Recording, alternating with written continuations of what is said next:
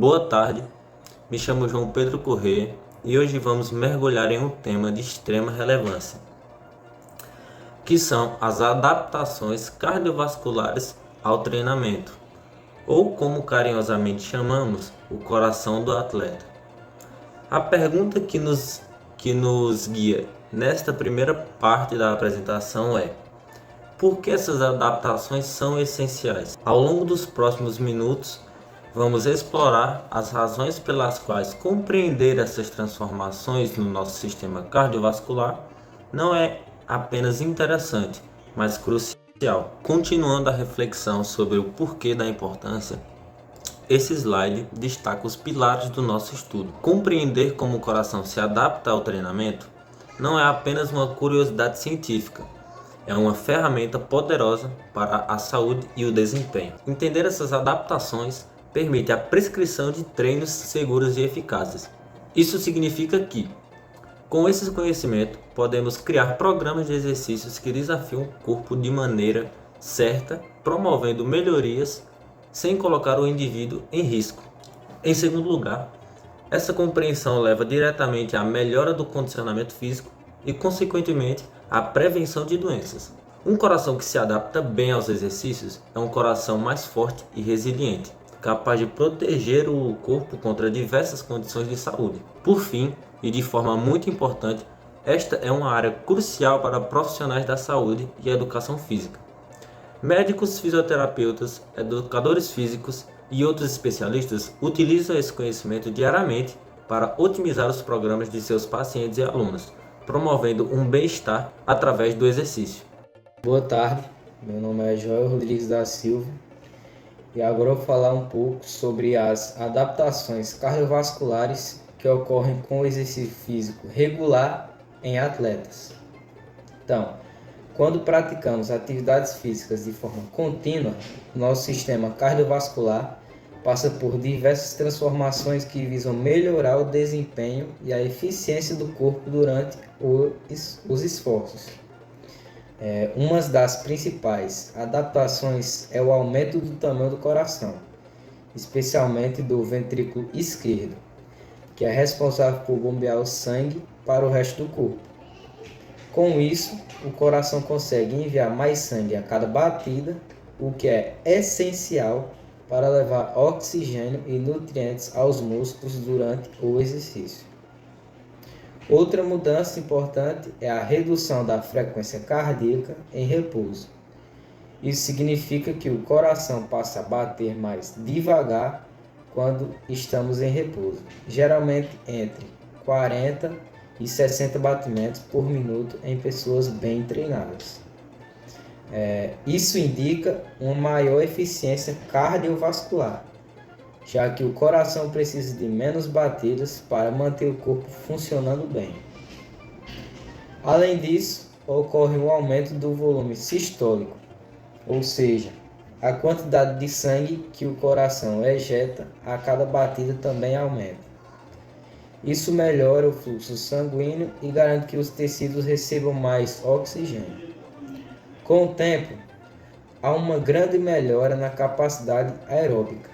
Isso significa que o corpo passa a utilizar o oxigênio de forma mais eficiente, aumentando a resistência física e a capacidade de realizar exercícios por períodos mais longos. Outro ponto importante é que o sistema cardiovascular se torna mais eficiente para atender às demandas do exercício. Isso quer dizer que durante o esforço físico, o coração e os vasos sanguíneos conseguem responder melhor e de forma mais rápida às necessidades do corpo. Por fim, é importante destacar a capacidade de adaptação ao treinamento. O coração consegue se adaptar a diferentes tipos de exercícios e intensidades. Por exemplo, um atleta de corrida terá adaptações diferentes que alguém que pratica musculação, mas ambos vão apresentar melhorias em função cardiovascular.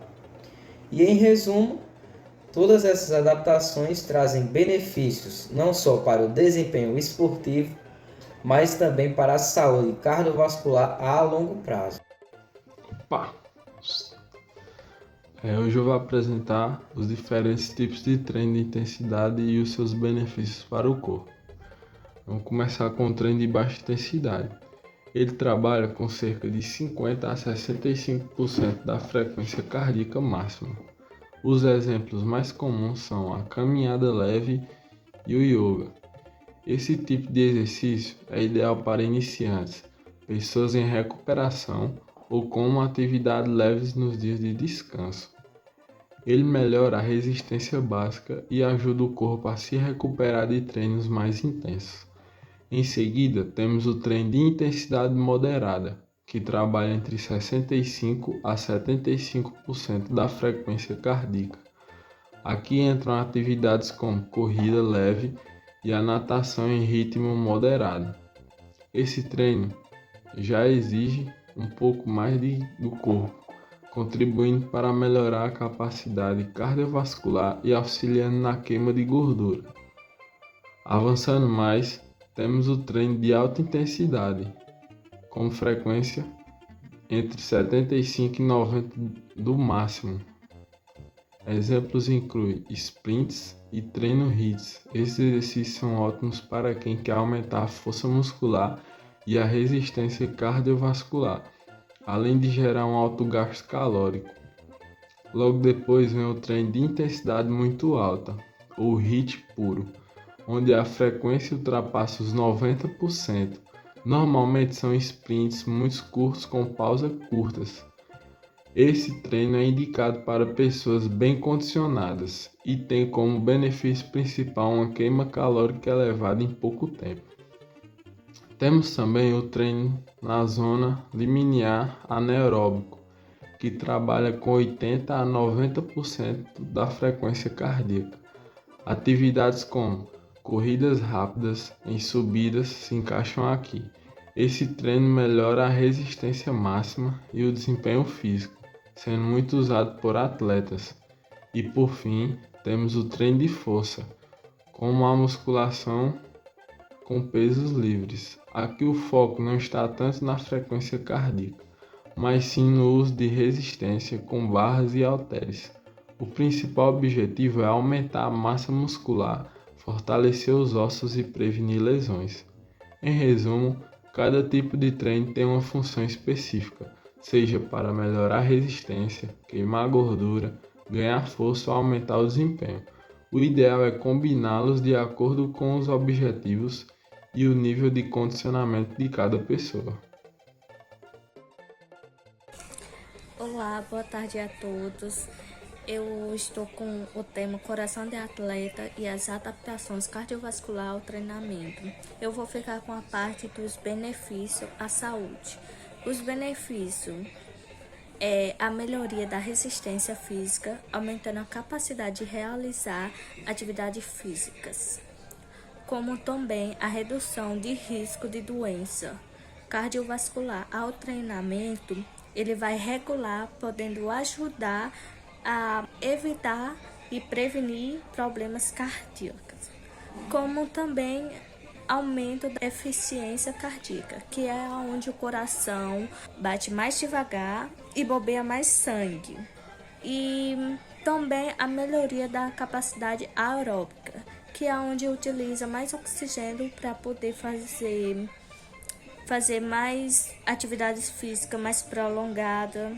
E também o desempenho do atleta, que é aprimorando e adaptando o coração, onde o sistema cardiovascular pode melhorar, como eu estou falando, e também ao desempenho e esporte, onde as atividades físicas, o atleta vai ter mais capacidade de realizar. E é isso, obrigada a todos. Agora eu irei falar para vocês sobre os perigos para os atletas. A prática esportiva exige dedicação, mas também exige cuidado para evitar problemas de saúde e desempenho. Abaixo estão os principais riscos que os atletas podem enfrentar. O primeiro risco que um atleta pode enfrentar são as lesões. Existem tipos de lesões comuns, como as lesões musculares, as lesões ósseas lesões articulares também. Qual é a causa dessas lesões? Pode ocorrer por causa de movimentos incorretos, falta de aquecimento e excesso de esforço. O segundo risco são as doenças cardiovasculares. Quais são os problemas principais? A hipertensão, arritmias e doenças cardíacas, que são causadas por esforço excessivo sem avaliação médica e predisposição genética. O terceiro risco que um atleta pode encontrar é a desidratação. E o que é a desidratação? É a perda excessiva de líquidos e eletrólitos do corpo. Quais são as consequências dessa perda excessiva de líquidos e eletrólitos? Bom, as consequências são a queda de rendimento, câimbras e riscos à saúde. Agora, o quarto risco que um atleta pode encontrar são sobrecargas físicas, como, por exemplo, fadiga crônica, queda de desempenho, lesões por esforço repetitivo, causadas por treinos sem controle e pouco descanso. O quinto risco que um atleta pode encontrar são os problemas nutricionais, como, por exemplo, deficiência de vitaminas e minerais e a desnutrição. Os impactos desse risco são a baixa de imunidade, o cansaço e a perda de massa muscular. E por último, o sexto risco que um atleta pode encontrar são os problemas psicológicos, como por exemplo o estresse, a ansiedade e a depressão, que podem ser causados por pressão por desempenho, rotina exaustiva e lesões. É fundamental que os atletas adotem medidas preventivas, sigam orientações médicas e profissionais de educação física e mantenham o equilíbrio físico, nutricional e emocional. Com esses cuidados é possível praticar esporte com saúde, segurança e alto rendimento. Agora eu vou falar sobre algumas prevenções que o atleta pode tomar para evitar algumas doenças, lesões, complicações. A prevenção para as lesões são o treinamento adequado, o aquecimento antes do exercício e o resfriamento, você fazendo algumas sessões de resfriamento, que é você colocando ali compressas de gelo para você evitar a fadiga muscular.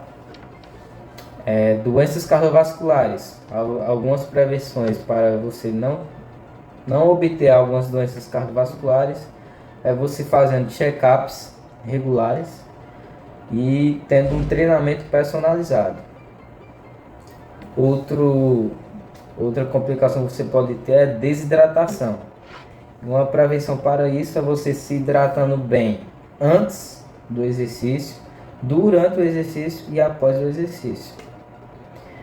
E sobrecarga. Você tem uma prevenção para sobrecarga é você ter um treinamento progressivo, ou seja, se você está ali na academia, aí você está pegando um peso, aí você vai tendo um treinamento progressivo, que você vai aumentando o peso de acordo com a sua adaptação, de acordo com a adaptação do seu corpo. E você tendo descanso adequado, além do treinamento progressivo. E essas medidas, elas são muito importantes e podem ajudar a reduzir o risco de lesões e problemas de saúde, como eu acabei de citar, melhorando o desempenho e a segurança dos atletas.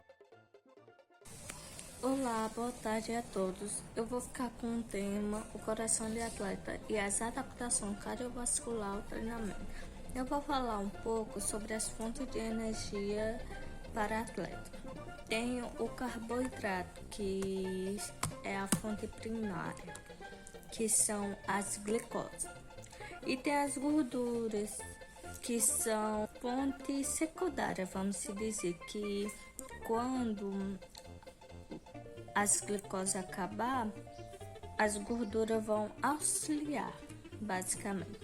E tem as proteínas, que são importantes para a recuperação e para a construção dos tecidos musculares, onde que na hora do treinamento o atleta vai usar muitas fontes de energia e também modo do exercício e a intensidade vai machucar os músculos e aí entra as proteínas, os lipídios que são para a reconstrução muscular.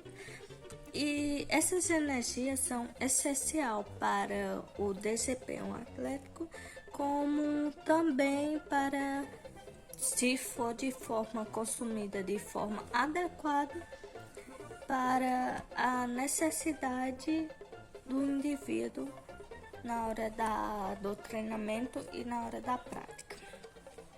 E sobre os carboidratos, eu vou falar um pouco sobre a fonte.